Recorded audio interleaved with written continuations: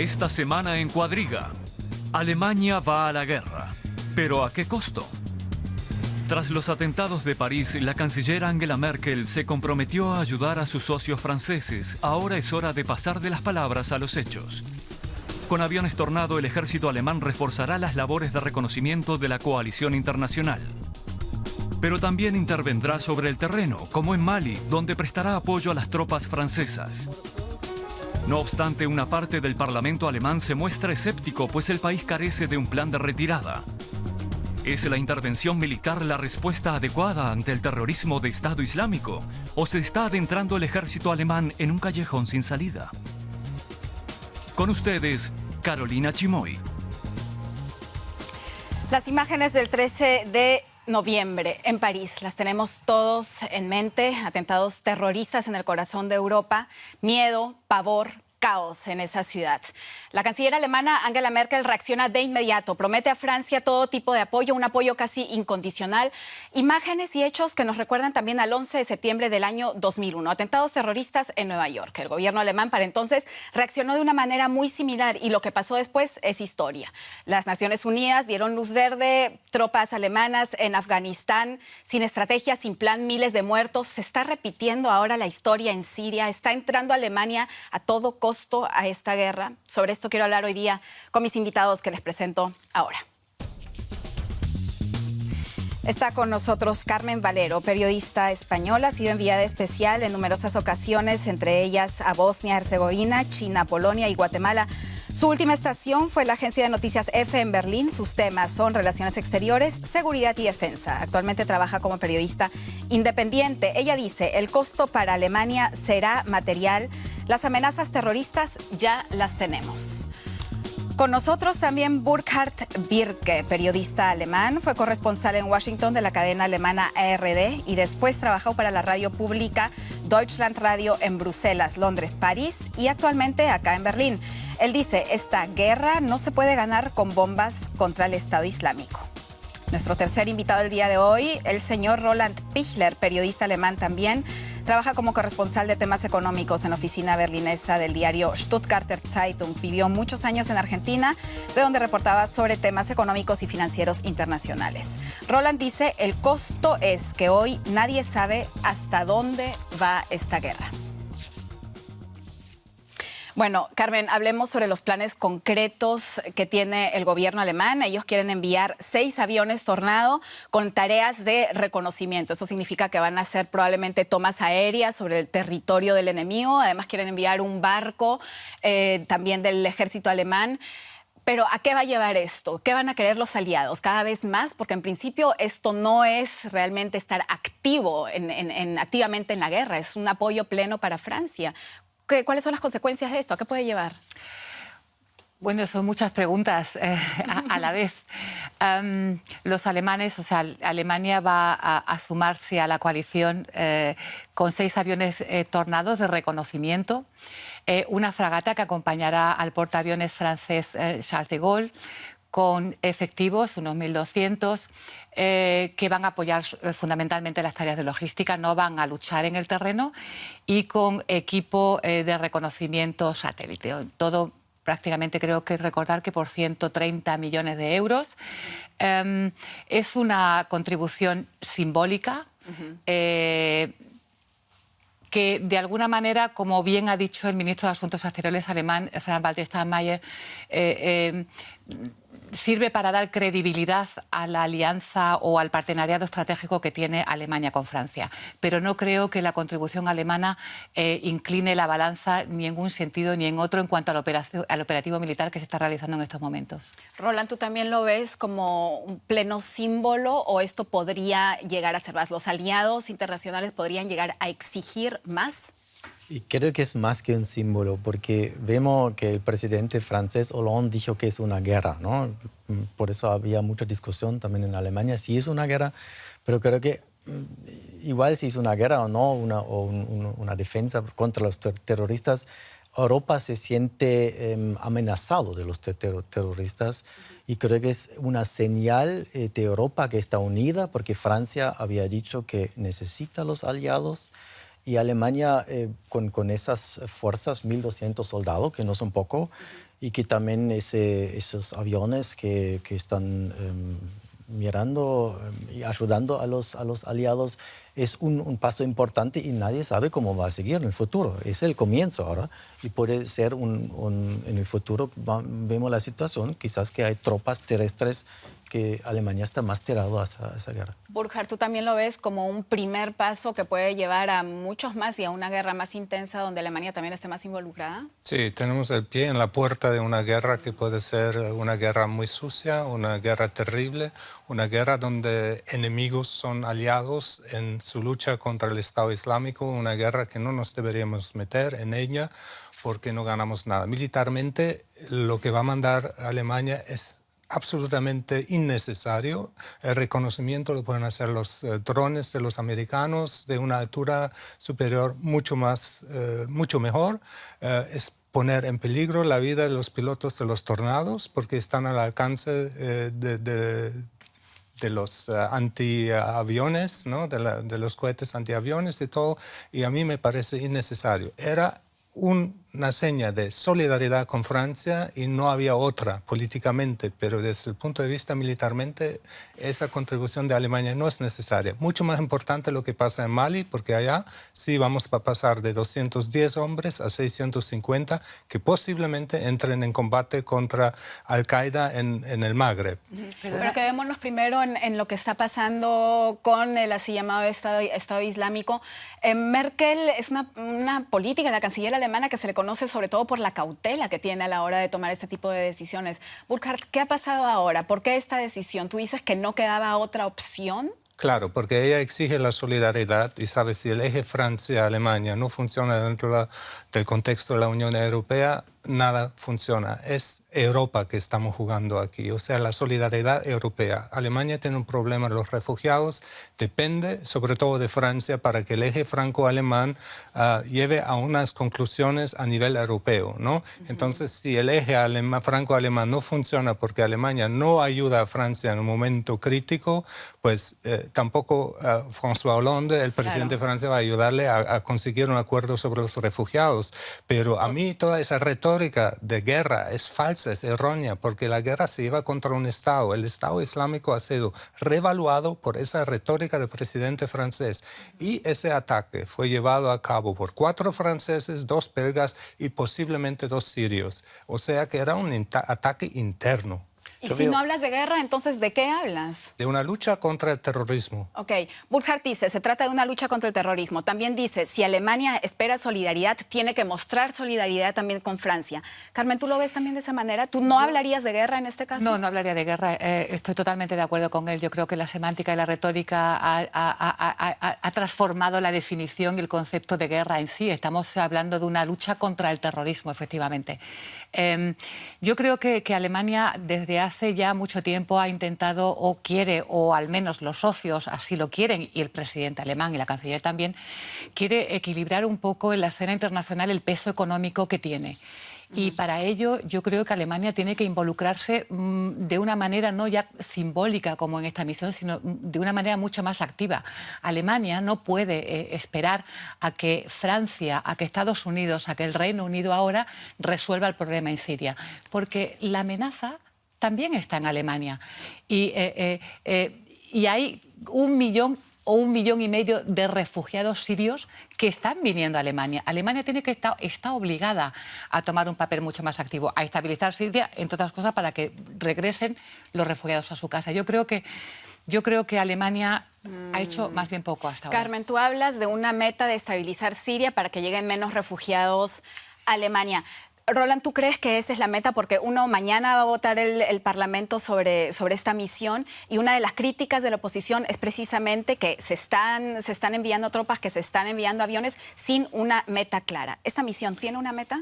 Creo que no es la meta principal. Hay que ver, la crítica de Burkhard fue que el papel de Alemania no es tan importante, pero hay que ver que son 30.000 terroristas en el llamado Estado Islámico. No son algunos terroristas que están escondiéndose en ese país, es un ejército, ¿no? Y creo que por eso es importante que Alemania participe, que muestren no siempre los otros, pueden hacer el papel sucio para los alemanes. Y creo que es más el tema de la solidaridad en Europa y también, por supuesto, tienen en vista el tema de la inmigración. Pero ese no es el principal motivo ahora. Pero el punto principal es que esa guerra, echar bombas, no soluciona el problema porque Arabia Saudita, por ejemplo, está apoyando directa o indirectamente al Estado Islámico. Ahí está el problema. Y nosotros estamos vendiendo tanques a Arabia Saudita. Claro. Perdón. Ahí falta de lógica. Hay que presionar económicamente, con sanciones económicas, Qatar, Arabia Saudita, Exacto. pero dependemos de ellos. Entonces, para presionarlos para dejar de apoyar al Estado Islámico, Turquía juega un doble papel. Quiere eliminar los turcos, pero los kurdos, perdón, pero los kurdos son los únicos que seriamente en el suelo están combatiendo al Estado Islámico, pero quieren su país, Kurdistán, que no quiere Turquía. O sea, ahí la situación es tan confusa y como no hay concepto político claro, no hubo en Libia en la intervención donde Alemania se abstuvo, no había concepto claro en Afganistán, no había concepto claro en Irak y no hemos aprendido las lecciones. Carmen, Estoy totalmente de acuerdo. Es que la guerra, esta lucha contra el Estado, el autoproclamado Estado Islámico, se tiene que llevar a distintos niveles. Uno es el aspecto militar, y eso es así empezamos el debate. En el aspecto militar, efectivamente, la campaña que se están haciendo desde la coalición no conduce a ninguna parte. Esta lucha no se va a ganar desde el aire. Pero es que además tampoco posiblemente... Pero es una lucha que se puede ganar. No se puede ganar, pero es que desde el aire indudablemente no. Y desde el suelo posiblemente tampoco, porque... Entonces, ¿por qué entrar a una guerra? Porque, vamos a ver, primero tienes que identificar dónde está el enemigo, eso es bastante básico. Y ahora mismo, como él decía, en el teatro de operaciones es todo muy confuso. El Estado Islámico se camufla muy bien entre la población civil. Están luchando los kurdos en un lado, al-Nusra en otro lado, Hezbollah y los chiitas con comandantes y generales iraníes en otro lado. Las tropas de Assad han desaparecido. O sea, en el sur de Alepo no hay tropas de Assad. Hemos visto lo que ha pasado en Palmira. En el momento en que el Estado Islámico tomó Palmira, las tropas de Assad han desaparecido. Es decir, no se sabe quién es quién ni dónde están. Esta en el terreno sería una lucha brutal, sangrienta, casa a casa. Claro. O sea, no hay frentes. La locura más grande ahora que se está Es una guerra muy difusa, pero es una guerra muy difusa que va a recibir mañana luz verde del Parlamento alemán. Avispero. ¿Tiene sentido?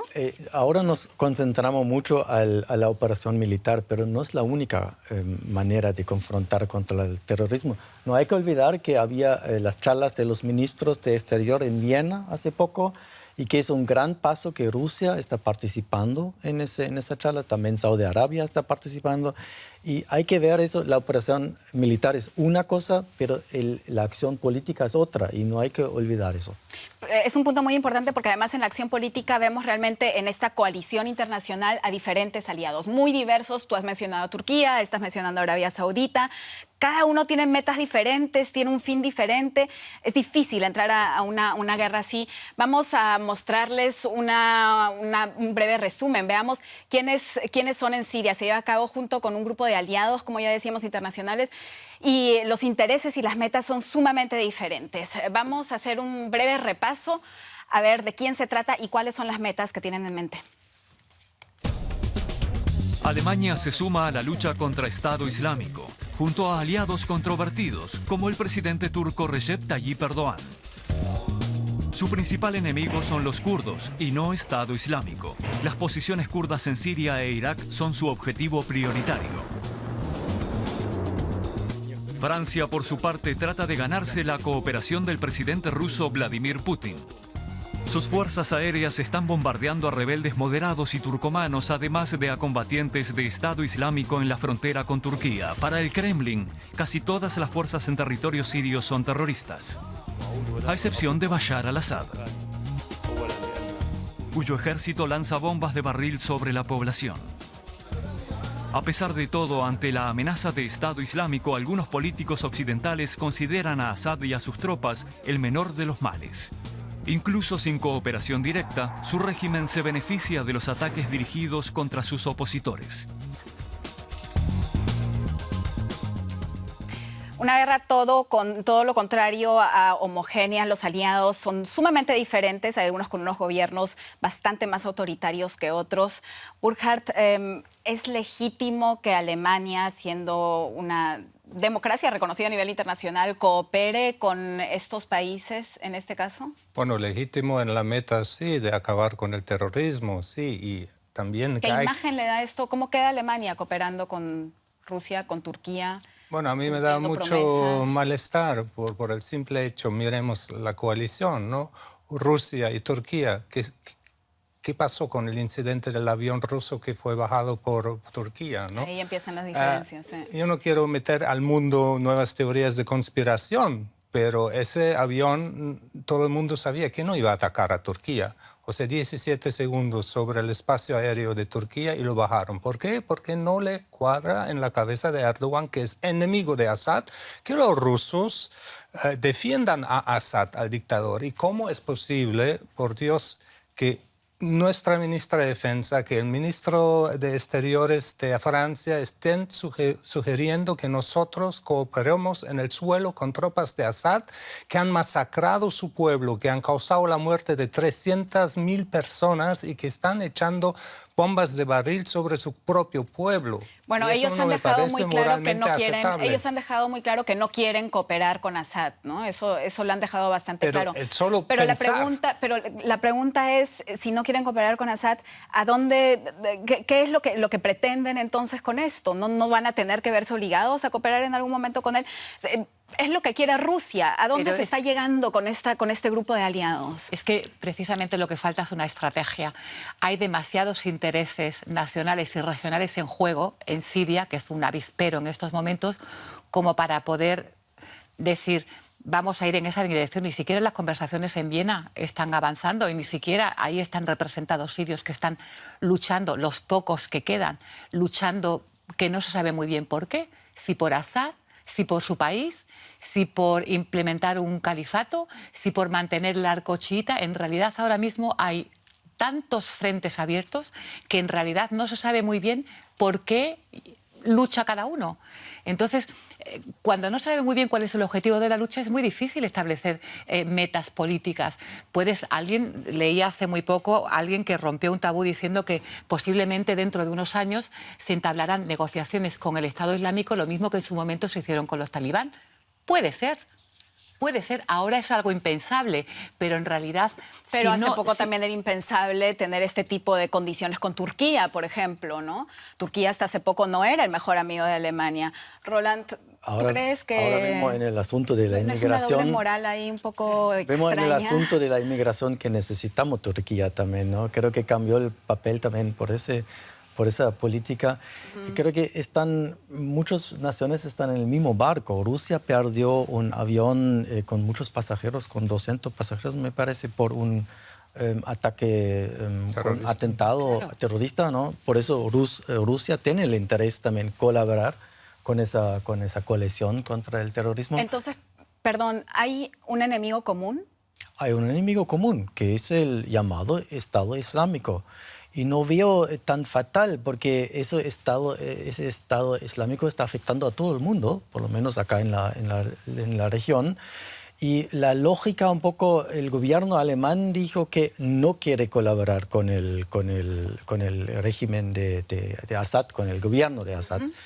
Pero lo que tenemos que pensar, según la experiencia en Irak y también en Libia, hay que evitar que el Estado se derrote, ¿no? Porque ya no hay Estado en Siria. Empecemos por lo que acabas de decir. El gobierno alemán no quiere cooperar con Assad, pero ya está en un grupo de aliados internacionales donde está Rusia, que sí quiere y que coopera. ¿Y Francia? ¿Qué es esto? Pero vimos en Irak que cuando uno...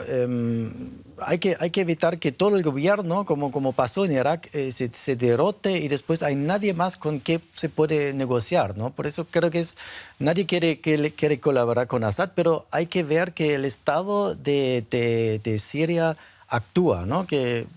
O sea, Roland sugiere que podría ser que en algún momento se tenga que cooperar con Assad. No a pesar de que incluso hoy día en la conferencia de prensa los ministros dejaron muy claro Alemania no va a cooperar bueno, con pero Assad. eso es retórica así? también. O sea, yo todo ese tipo de cosas no me las creo y no me las creo. O sea, la cooperación puede ser directa, indirecta, camuflada, abierta. Es decir, o sea, ¿con quién cuenta la coalición ahora mismo en el terreno para poder decir necesito tropas regulares para que, porque todo el trabajo que están haciendo los tornados y aviones de conocimiento, que hay 100 desplegados en la zona, es para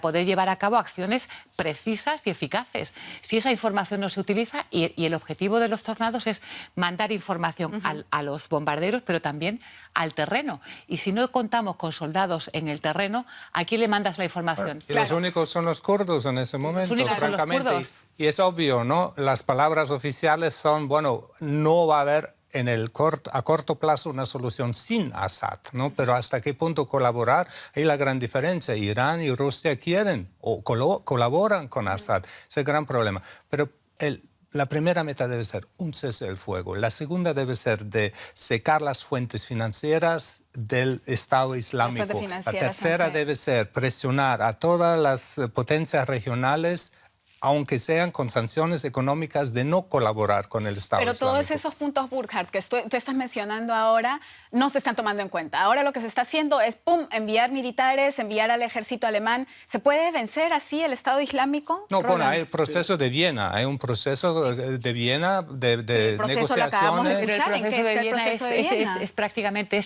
post-Assad. Yo creo que todas estas potencias que forman parte de la coalición, además de intercambiar y diseñar estrategias militares, deberían sentarse en la mesa y decir, vamos a ver, ¿qué queremos y qué quiere cada uno de nosotros? O sea, cómo nos imaginamos la región. Y que se siente Rusia y Arabia Saudí e Irán, y entonces entre ellos dice, pues esto es lo que nos gustaría. Se podría dialogar, se podría llegar ahí a un compromiso diplomático, Roland. A largo plazo se podría, ¿no? Yo veo cierto progreso en esas charlas de Viena, aunque no sé hasta cuánto va a tardar, pero hay ese proceso en marcha, como Burkhard dijo.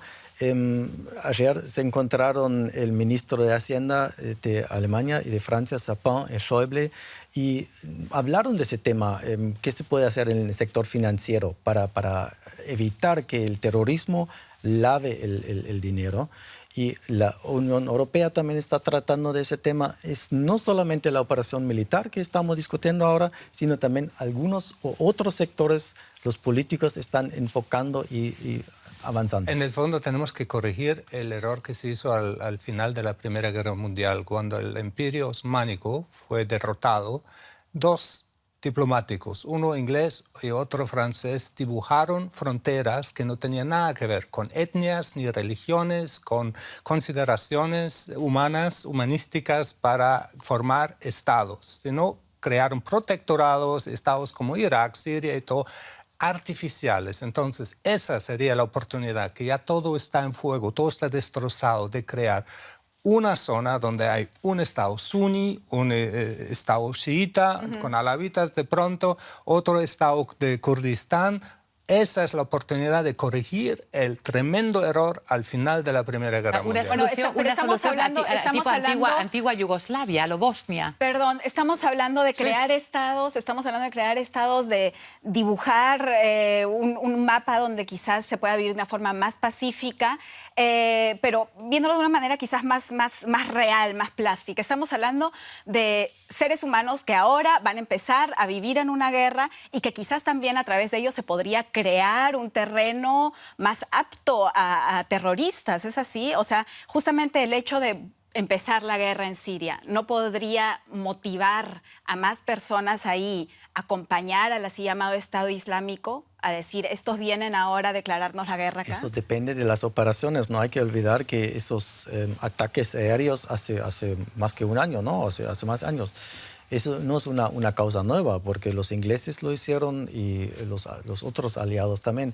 Eso depende de la forma militar que están haciendo, ¿no?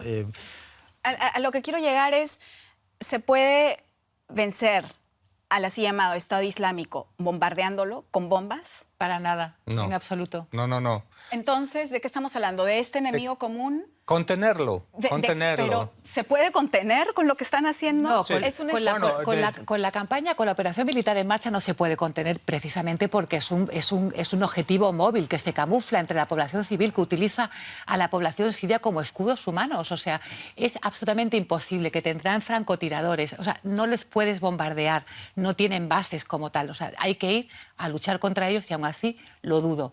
No, hay que buscar una solución política. El problema es que ellos lo quieren todo. O sea, ellos no quieren establecer un califato en estos 30.000 kilómetros cuadrados. Lo quieren todo. Y lo quieren todo en Siria, y lo quieren todo en Irak, y lo quieren todo posiblemente en el norte de África y en Mali, porque el problema del Estado Islámico ya es transfronterizo, ya escapa a las fronteras. Ya no está en Alepo ni está en el desierto, prácticamente es una ideología que se está propagando. Y eso es lo terrible, con jóvenes altamente motivados en los que no les importa morir porque además se van al paraíso. Es decir, es un enemigo imbatible. Pero sin embargo yo creo que con los bombardeos se puede contener que se extienda territorialmente en este... Bueno, y sobre todo, ¿tú crees que se puede contener? ¿Se puede contener con un par de bombas que el Estado Islámico se extienda? Tienen, por ejemplo, campos de formación, ¿no?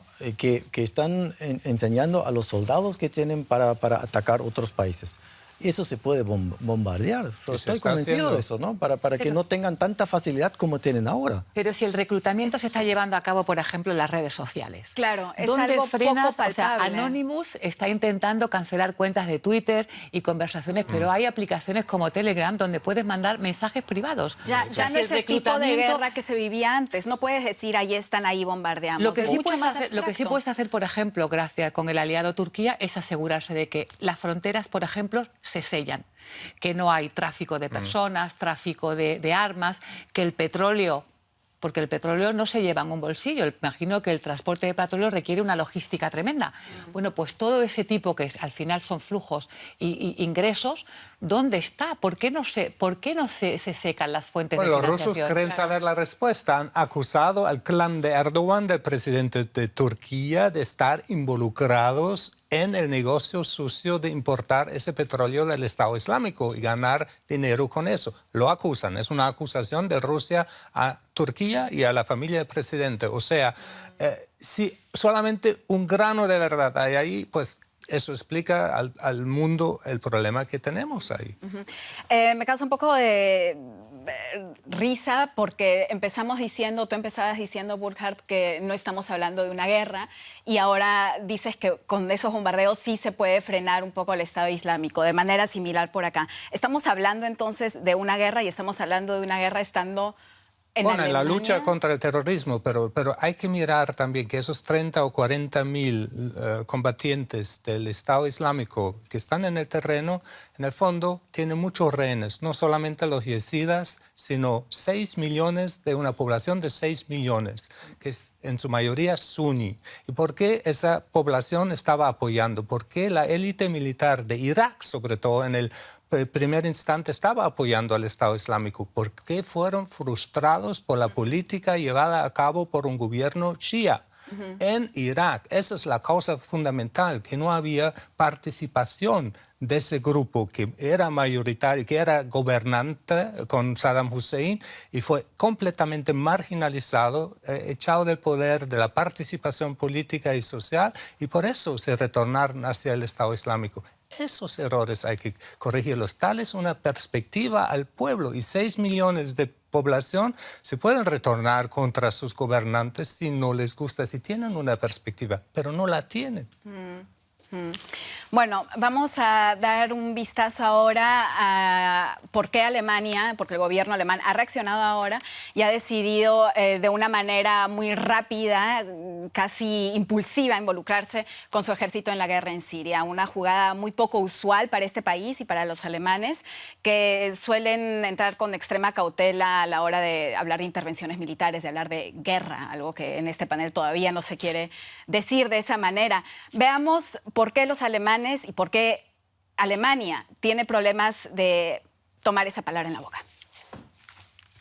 Luego de protagonizar 2 guerras mundiales, los alemanes se convierten en pacifistas consumados, en parte gracias a un programa estadounidense de reeducación.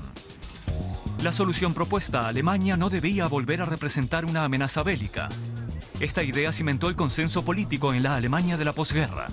Por ello, la creación de la Bundeswehr ya estuvo rodeada de controversia.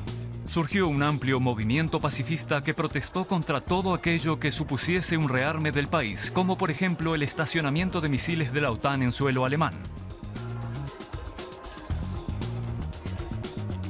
También las primeras intervenciones militares de la Bundeswehr en la Guerra de los Balcanes y en Afganistán generaron rechazo entre la mayoría de los alemanes. Pero según las últimas encuestas, casi la mitad de los alemanes apoya la intervención del ejército contra Estado Islámico. Solo el 39% está en contra, a pesar del riesgo de nuevos atentados. ¿Se están transformando los pacifistas alemanes en partidarios de la guerra?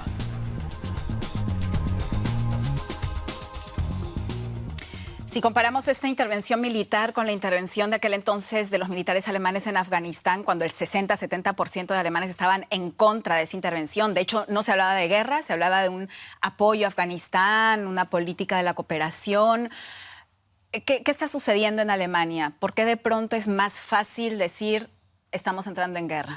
Es otra operación. Si nos acordamos lo que pasó en Afganistán, por ejemplo, Alemania también construyó fuentes, por ejemplo, de agua, ¿no? Era un programa también social, no solamente un programa militar, por eso no se habló de guerra. Ahora se habla, o yo personalmente pienso que es una guerra porque hay bombardeos en el sentido judicial, quizás no es, porque el llamado Estado Islámico no es un Estado, no es un país, pero la forma como se actúa es una guerra y creo que quizás los alemanes apoyan esa forma de atacar al terrorismo porque el peligro no se ve tan claro, ¿no? Porque los aviones vuelan sobre el Estado Islámico y tiran sus bombas y los alemanes están ayudando en esa operación. Por eso no hay tropas en el terreno y el peligro no se ve tanto. Por eso los alemanes no están tan preocupados. Carmen piensa que no es guerra, pero es lo contrario. Yo creo que los alemanes están a favor de luchar contra el Estado Islámico porque ven la amenaza del Estado Islámico muy cerca. En un conflicto que se mantiene en las fronteras, el riesgo está allí, en Afganistán, en los Balcanes, pero estamos viendo que el Estado Islámico, la amenaza está en el metro que coges todos los días para llevar a tu hija al colegio, en el supermercado donde vas a hacer la compra los fines de semana, en un bar, en una sala de conciertos, lo hemos visto en el estadio de Hannover. Es decir, la amenaza está ahí. Está justo en la puerta, frente a la puerta de tu casa. Y yo creo que eso crea mucha inseguridad en la población. Y yo creo que por eso, y aparte de los métodos brutales, sanguinarios que utilizan estos cortacabezas carniceros del Estado Islámico. O sea, eso es para revolverle el estómago a cualquiera. Son imágenes terribles. Y yo creo que por eso la población apoya cualquier tipo de medida que le haga sentirse en su casa porque seguro. La amenaza porque la amenaza está más cercana, dices tú. Pero quizás precisamente esta intervención en Siria no pone a Alemania aún más en el blanco. No, yo creo que no. Todos los expertos en seguridad llevan meses y meses diciendo que el atentado en Alemania es una cuestión simplemente de tiempo.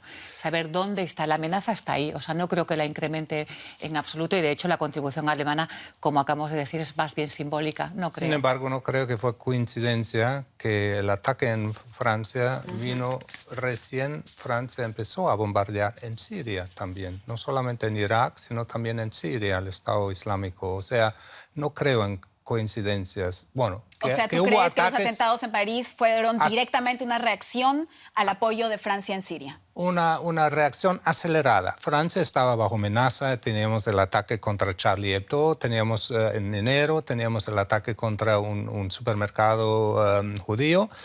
Era muy claro, pero esta vez la sigla, la meta era, la mira era el pueblo, la libertad y todo eso. Y había un ministro de Defensa, Struck, que decía una vez, la libertad de Alemania también se defiende en Afganistán, en el Hindu Kush. Y en ese sentido, pues yo creo que los alemanes pueden comprender que ahora nuestra libertad también se esté defendiendo allá en Siria.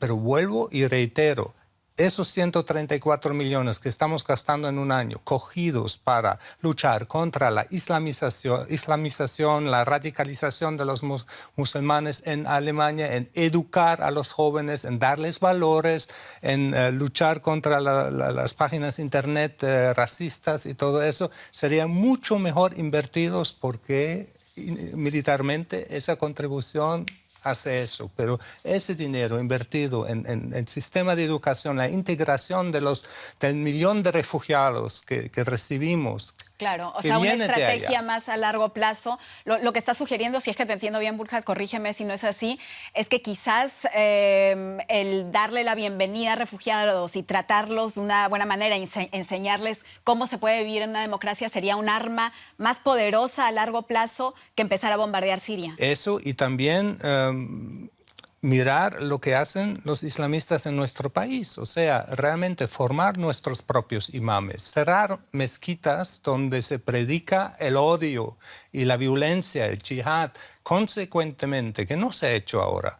Y en Francia es increíble las fallas que hubo. Todos los 4 franceses estaban en la mira de los servicios de seguridad. Hasta había uno de los atacantes que le habían retirado su pasaporte para que no viajara a Siria. Él lo declaró perdido y le dieron otro nuevo. Okay, pero en cualquier caso, si un país como Francia deja de bombardear en Siria porque 4 señores ponen una bomba, ¿no es chantaje?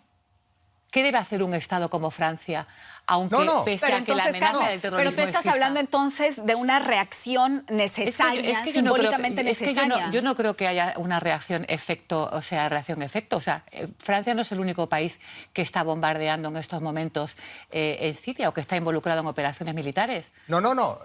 Sería erróneo en ese caso dejar de bombardear. El gobierno alemán dijera por miedo o para evitar que la amenaza terrorista del Estado Islámico en mi país no me sumo a la coalición internacional.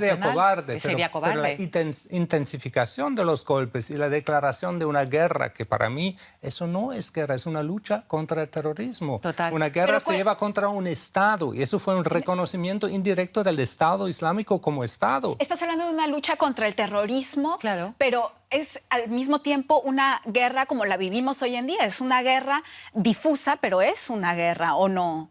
¿Por qué no?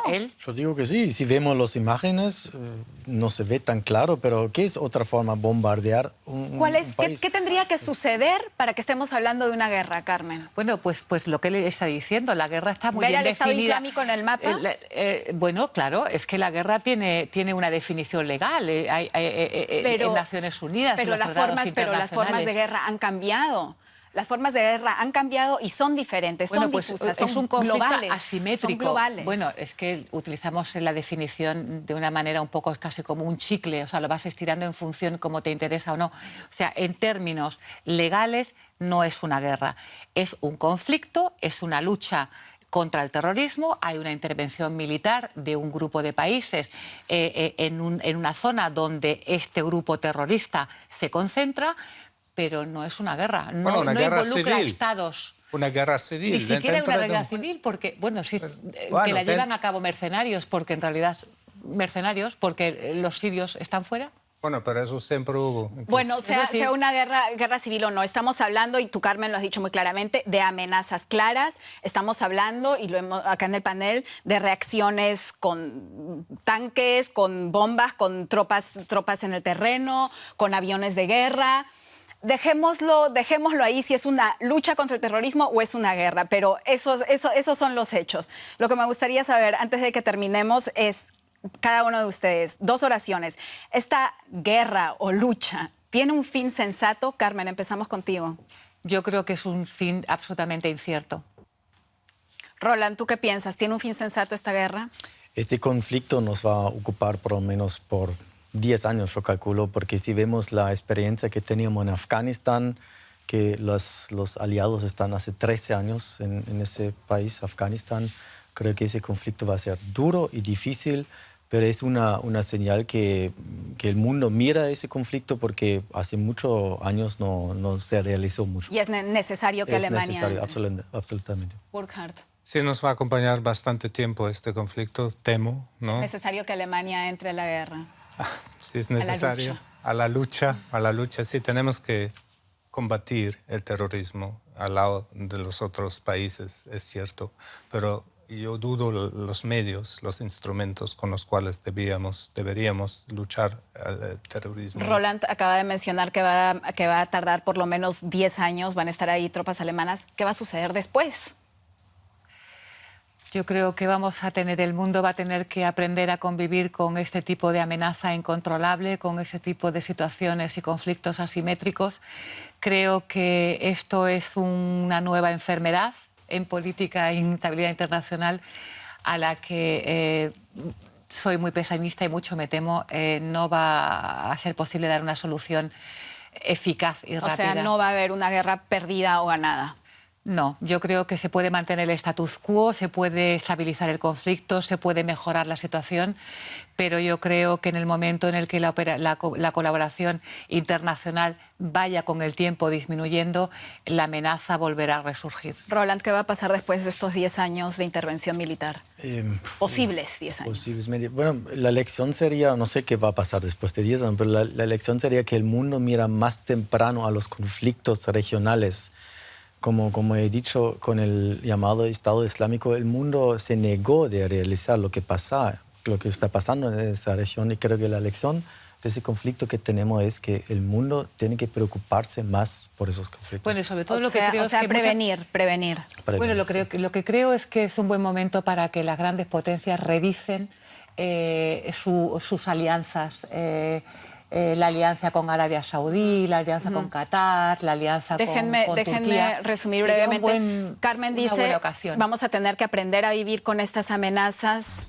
Tú dices que tenemos que realizar lo que se puede hacer para evitar esos conflictos. Tenemos que prevenir antes de que vengan estos conflictos. Una última palabra, Burkhard. Los conflictos surgen cuando una minoría está gobernada por una mayoría o no respetada, entonces hay que pensar ahí, hay que respetar los derechos de todos los grupos. Tolerancia hacia todo. Perdón, Burkhard, terminamos el show. Envíenos, por favor, sus comentarios. Nos encuentran en las redes sociales, nos encuentran en internet. Gracias.